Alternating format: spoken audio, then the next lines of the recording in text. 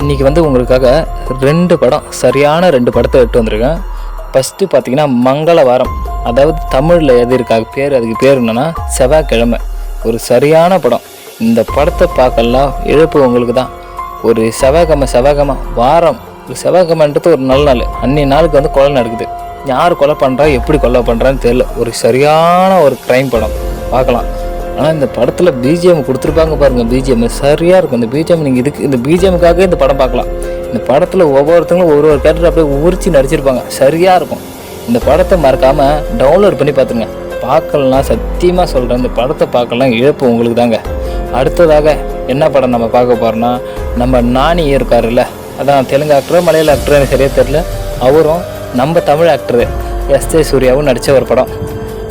நானி இதில் வந்து ஒரு ஹீரோ கேரக்டரு.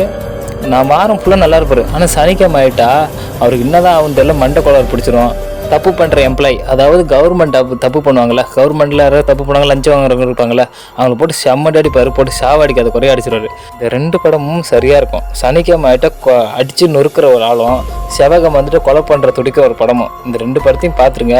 எந்த படம் பிடிச்சிருந்துன்னு கமெண்ட்டில் சொல்லுங்கள். மறக்காமல் நம்ம சேனலை சப்ஸ்கிரைப் பண்ணுங்கள். நன்றி, வணக்கம்.